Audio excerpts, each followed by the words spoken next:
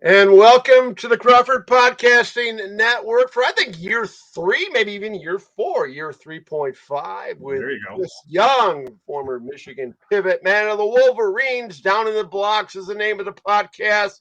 We've had so much fun getting his intel, his experience as a former player for the Michigan Wolverines. And what a great couple of years it's been for this basketball program. We're embarking on the next one. See why? I was down at Basketball Media Day lapping up all the content. I will say this, and you're very familiar because he was your SID, Tom Wyrot, T Dub as we call him. Mm-hmm. Michigan in basketball and football. I'm gonna make this statement.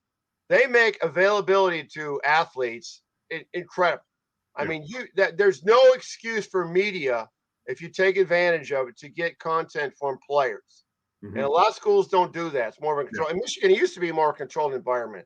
Yes. But the way it is with Dave Abloff during football, during the and Chad Shepard during the week, and the same thing with basketball with T Dub, man. I mean, it's going to be that way. And it was great. I got some great videos. I think I sent you one. Yeah, you did. Of Jace Howard. I got some. Yep. I got two. Well, I got some other good stuff, and it's really compelling. I want to talk about this basketball team, but before we start with that, Chris Young, you were at the big house as well. I saw your lovely wife up in the press box. She was there in her PR role. And I'm telling you what, a great environment. What a great outcome for the Wolverines of Jim Harbaugh. Oh, that was, as we talked about before the podcast started, I talked about it with my dad right after the game.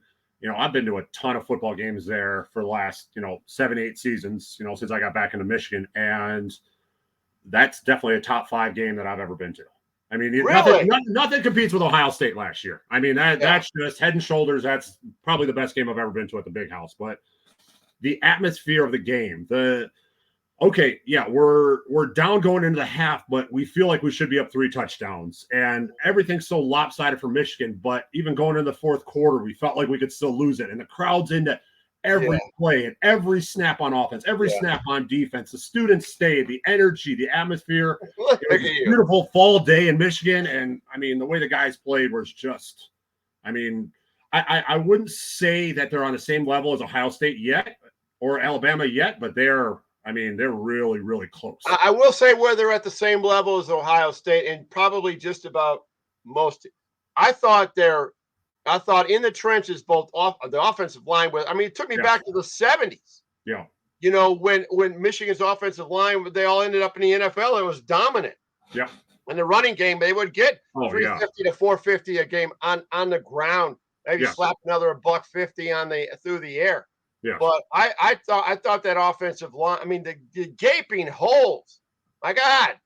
I mean, see why Tom Crawford could have got 30 yards, maybe. I'm pretty sure I could have scrambled up a couple of those holes for at least 5 or 10 yards. I mean, it was unbelievable. There was times watching the offensive line, they folded the defensive line back. Yeah, I mean, they came right up and got right into them, and the guys were just folded, getting bent back. It was like you don't see this. I thought but it was every play, every time they needed something.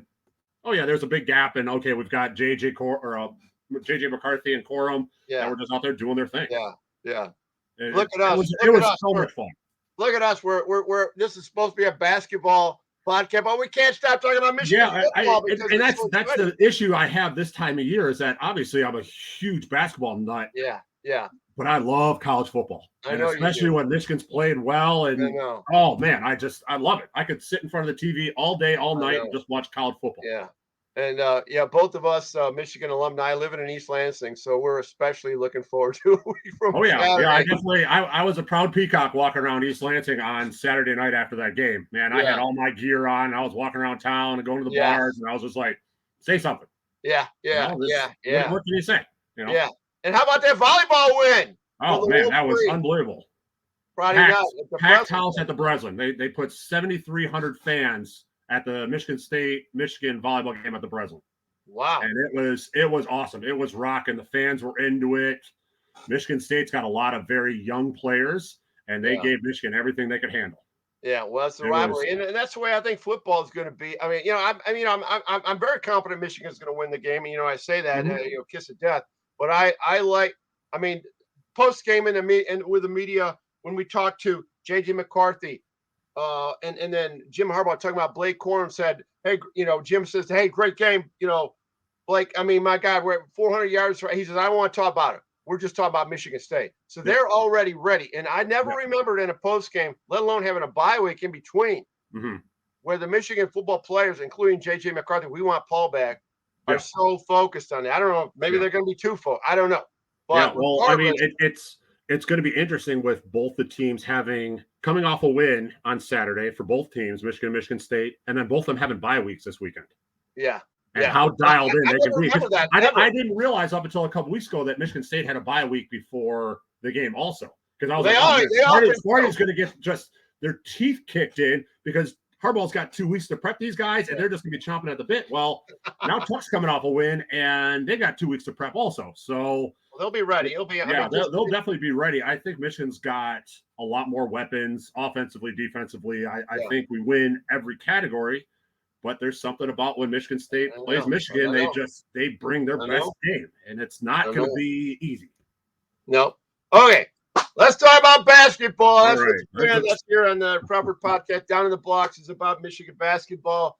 Once again, I was at Media Day on Friday with Juwan, and I tell you what, a lot of good vibe. The thing about it is, this is almost like going to with the transfer portal in basketball, just like football, it's almost like an orientation to the new team. I mean, of the 13 scholarship kids on this team, Chris, as you well know, there's only 4 of them that have played in a game for the Wolverines. I mean, we're learning being introduced to a new guy, transfer guard Jalen Llewellyn out of Princeton, who's a really sharp kid.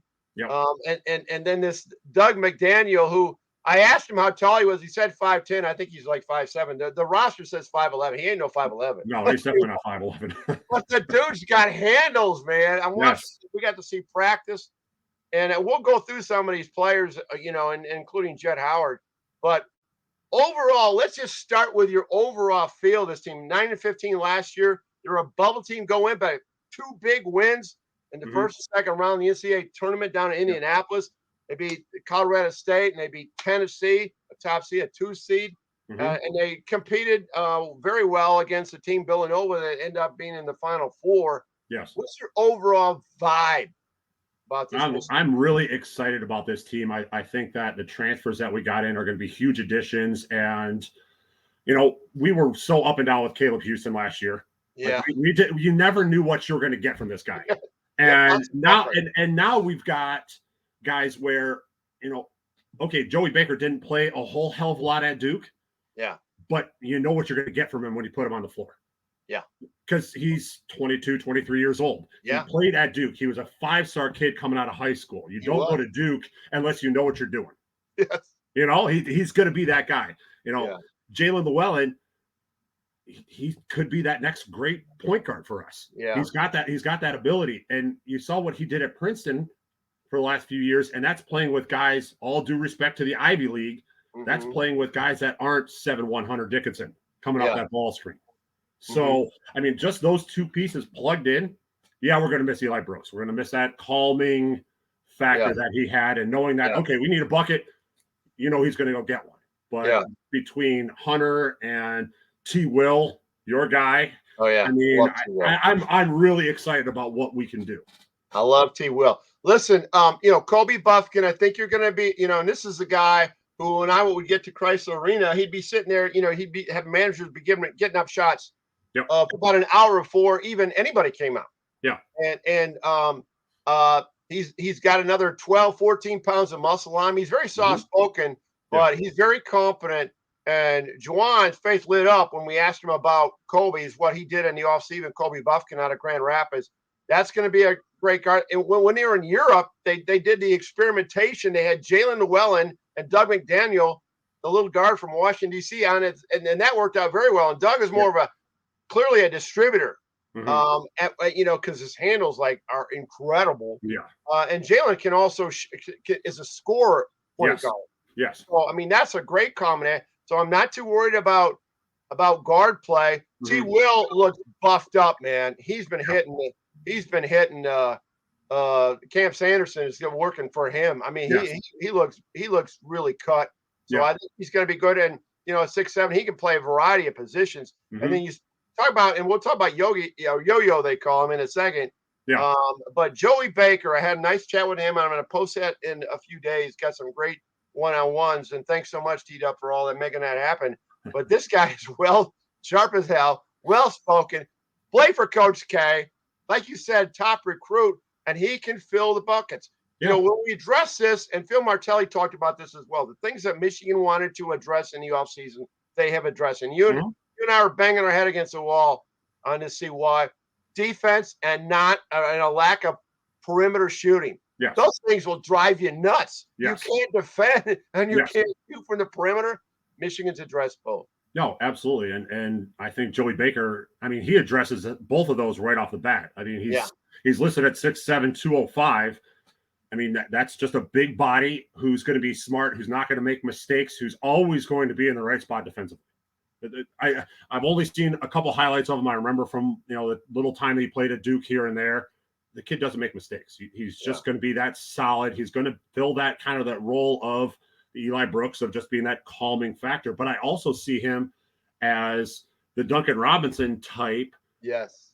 When Duncan was at Michigan, where he's coming in and he's 6'7", can get a shot off against anybody, but he's also got that thing that Duncan Robinson developed later in his career at Michigan, where someone's come flying at him, he can pump fake. He's not going to necessarily go and dunk on somebody, but he can get to the basket and finish. Yeah. He's a bigger kid. He's got that ability, and he's got that toughness and that edge to him. Yeah. Jed Howard's got a little Glenn Rice to him a little bit. Yes, he does. Maybe I'm embellishing, okay, but man, the guy can shoot. Yep. And so he's a player. Yes. And then we haven't even talked about Hunter Dickinson, and I'm going to post another video about what he says about Michigan State. So if Hunter Dickinson could play, an edge rusher against Michigan, he don't like Michigan State. He's like you and I. Yes. So he gets into it. Social media. He loves, and you and I have talked about this. You love going in gyms where they all hate on you. Mm-hmm. He wants Michigan State fans to hate him. I think January 4th they go into the Breslin Center, so the first Michigan State counter is there. So that would be interesting. But he looks great on the court. 7'1", 260. He's worked real hard. He came back to win a championship, and I'm talking about a national championship. Yes. That's what he wants. Absolutely, and there's nothing more that can be said about Hunter. We know what we're going to get from him. We know he's going to go out and he's going to post up. He's going to dunk on people. He's going to spin baseline and do everything. He's going to shoot threes. He's going to get 12 rebounds a game. Like, he's going to do this. He came back because, like you said, he wants to win a Big Ten championship. Yeah. He wants to win a national championship. He wants to be player of the year. Like, he has these goals now. He wants to be Big Ten player of the year. He wants to do all these things. His game isn't necessarily NBA, but it's great for college. And he's going to have a tremendous year. If he can stay injury-free the entire year, I mean, there's no reason why he's not, Big Ten player of the year and top 5 for national player of the year. And if he does all that, that just, he just puts us on his back and just carries us to a Final Four, to a national championship. I mean, he's got that ability. Yeah, I mean, Michigan's picked in the Big Ten Media Days, which was also last week. I think Michigan's picked 3rd. Mm-hmm. Obviously, Indiana for some reason. I mean, that's Trace, Jackson. I mean, Jackson Davis. Yeah, they seem to be the flavor to pick this year. Sure. And also Illinois, and I think Michigan State is 4th behind Michigan. So yeah. Hey, 3rd. If you're picked 3rd, everybody's expecting you're going to be a 4 seed. For sure.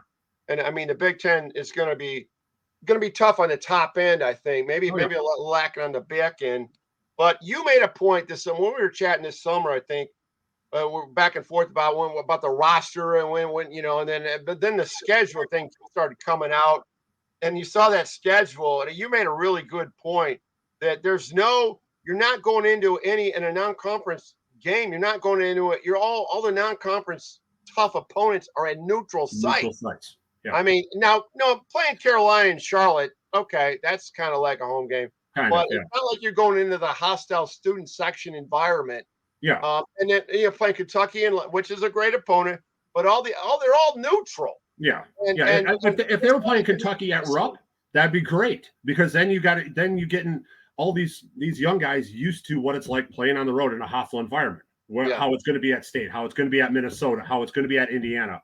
But they're not. They don't play anybody of substance on the road where it's going to be a significant challenge for them. And I'm not saying the team themselves. I'm saying the environment, walking through the hotel and people are talking shit to you. Like there's not going to be any of that. And that's what you need, especially for these freshmen to start to understand what it's actually like to be in the Big Ten.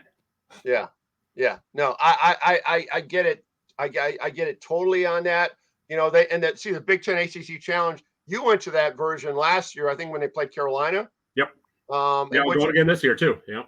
Yeah, but they're playing Virginia in the Big Ten ACC Challenge this at 9:30 start. I mean, this is where ESPN drives you freaking nuts on a Tuesday night. It's right after Thanksgiving weekend.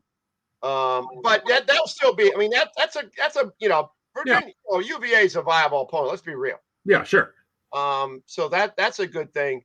But there are. I mean, this is a better preseason schedule than what we've had in years past. I mean, we play. Pittsburgh is always tough. They always play tough. Arizona State and possibly VCU. I mean, those are always two good opponents. Virginia, Kentucky. I mean, these aren't little sisters of the poor. These aren't the teams where we're just going to rout them, where we're not going to get anything out of it. These will be good tests. The issue that I have is they're at neutral sites. Yeah, that's the only problem I have with these opponents. Yeah. Well, last year, the Big Ten opener was a disaster. They opened with Minnesota at home and lost that game. Now they got to open at Minnesota. At the barn early in December. That one token Big Ten game. Yep.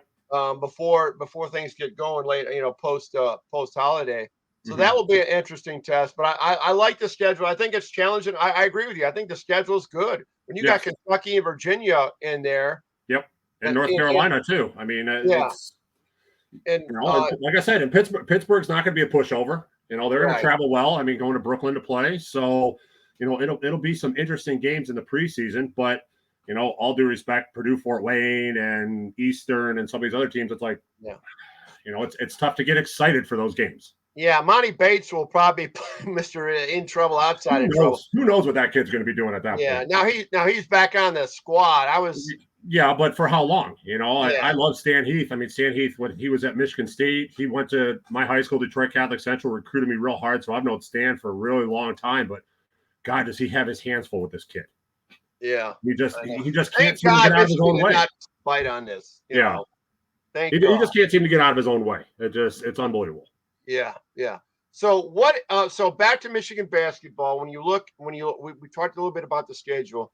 So on the roster that we've talked about, some of the newcomers, I mean, is there one guy that you look at on that roster who's going to be the key element?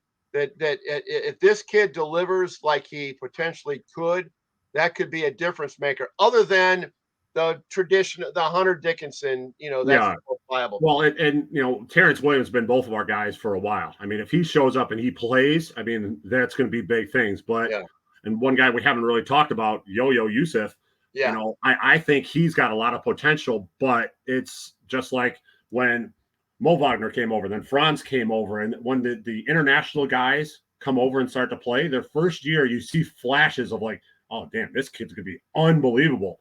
But then you realize he's a freshman; he's never played against flashes is but against this level of physical play, because he played in France Pro A, which is good. But it's all athletes. It's not physical. It's a matter of him learning and understanding it. But I think we're going to see some things out of this kid, and it's going to be like, damn, we got another Wagner brother coming in. I mean, it's possible. I've seen some highlights of this kid, and it's like, okay, he can do some things, and he's a big, long, pretty athletic kid. Like, I think it's going to be good. Yeah, we saw about 45 minutes of practice, and the dude can shoot, man. Yep. I mean, and they're doing a little skellies in the half court, different situations, and he when you look at him when he's sitting across the table, he looks like he's 12. Yes, he does. When he stands up, the dude's he's a big dude. Yeah, there's no question about it. He's 6'9". He's very skinny. I will say that. Yeah, for now. But I mean, give him a full year of Camp Sanderson. Let's sit back down. In a year from now, and right now, what's he listed at? He's listed at 195. I guarantee that Sanderson will have him up to 210 by next year. Yeah. I mean, Oh yeah. There's no doubt about that. So there's no question about that.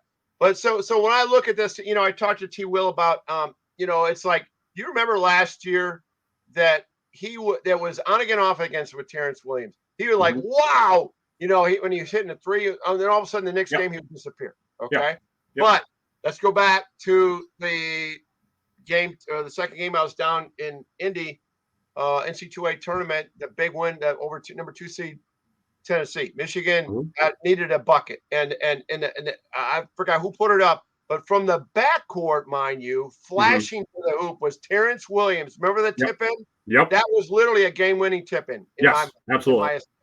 It flipped the game.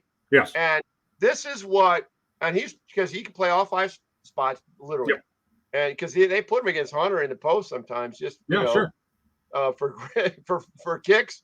And this is what Juwan wants, is his guards crashing the boards like Terrence did.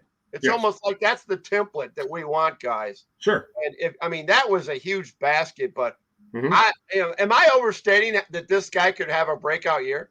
No, not at all. And we saw a bunch of games. I mean, the game at Indiana last year, where all of a sudden he's going bananas in the first half, and then second half he played okay, and then the next 2 games he played the same amount of minutes and averaged like 4 points.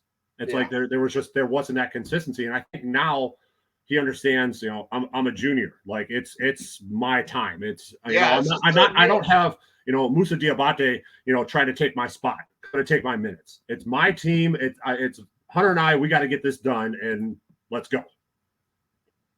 I was really, speaking of those games, those 2 NC2A games, when Frankie Collins came out and he was so big. And remember that Michigan was it was looking really discouraging against Colorado State. Here you got this bubble team stigma. Oh, you guys shouldn't be in the tournament, blah, blah, blah, blah. They were 17 and 14. And they were down. We're down like 12 or 14. Yep. Frankie Collins had a steal. He had a couple, he had a steal, turnover for touchdown. Then he had a 3 from the corner, flipped the game. Yep. I was bummed. Yeah. Bummed when he transferred to Arizona. Why the hell did that happen? And is this just something we need to expect in college basketball now? So I was incredibly shocked, because basically what Juwan had said at the end of last season is, here's the ball. This is your team. Yeah. You're the starting point guard until you leave.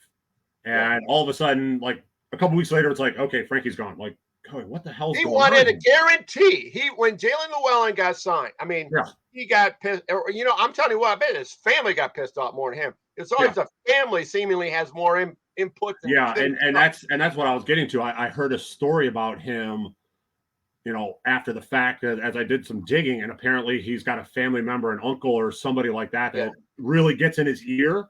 And I don't know how true this is, but the rumor was that he played for 3 different high schools or 4 different high schools, like left every year and moved somewhere else or did something because, the coaches or the situation wasn't right or whatever.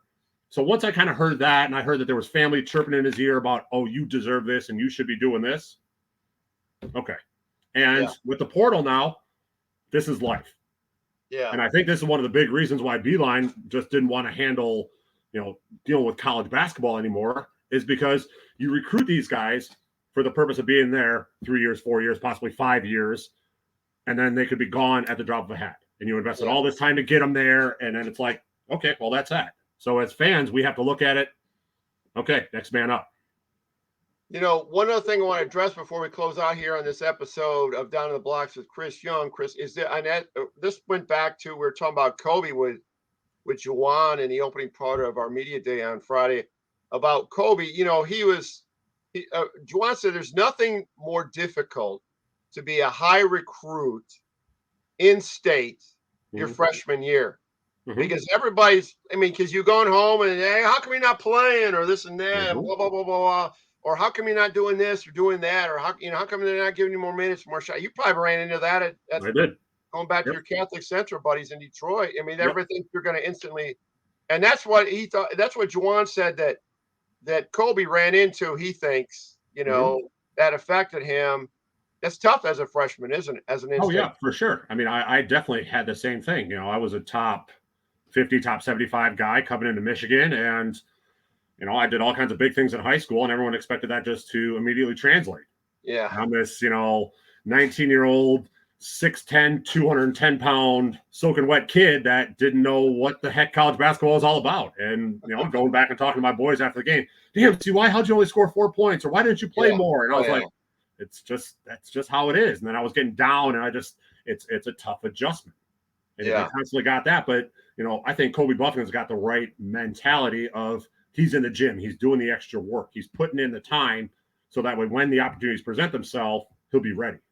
Yeah. He's not allowed. When you talk to him, he's very, very soft spoken. It's this is just the way he is. Yeah. But I think he's going to be one of those quiet leaders by leading by example. Leading by example. Yes. I say leading by example, but leading by just doing. Yeah. Just getting in the weight room. Yeah. And then getting up shots, constantly getting up shots. Well, and that's exactly how I was for especially the first 2 years I was in Michigan. I was a pretty quiet, kind of laid back guy until I really discovered what it took to be a leader in college and what you really had to do. And then about my junior year, then I was like, okay, then I got my indoor voice going, and I really kind of perked up, and it's like, okay, now I'm not just going to lead by example. I'm going to truly lead. And it takes just building that confidence too, and knowing that you put in the work so you can step up and say things to people. Yeah. Because by nature, I'm a pretty quiet guy, but when I know what the hell I'm talking about, then all of a sudden I don't really have an indoor voice anymore. Yeah, well, you're not quiet now, and that's why. No, definitely not now. Definitely not now. Down in the blocks with Chris Young, Tom Crawford here on the Crawford Podcasting Network. Always fun. When you see why, we're gonna be doing a ton of that once we get going in November. Get past that exhibition game with Ferris State. Yeah. Hey, I got to cheer for my Bulldogs, though. As you guys know, I was an assistant coach there once upon a time. Oh, that's right. I forgot about that. Yeah. So I'll be at that game, and that's one of those ones where I'm really torn because I love Coach Bronkema, the coach of Ferris State, and I love the guys there, and that's one of those ones where I'll be wearing Michigan gear, but I might have a Ferris State shirt on underneath it. So there you go. Well, that's good. Well, that's just exhibition, but then when it gets start Purdue, Fort Wayne, I think that's the game they didn't play last year. Yeah. When the COVID thing came up, and they couldn't play that game. But anyway, we'll see how we're going to have fun with it. It's going to be a great year. Michigan, Michigan football, basketball, chasing Big Ten championships, volleyball. Michigan athletics are cooking right now. It's hockey so looked really good. Hockey looked good. Yep. Yeah. Friday night, they blew out BU, which is a top team. Yep. It's all good. Yeah, it's good right now. Golden era. Yes, sir. All right, CY. Until next time. All right. Thanks, Tom. See ya.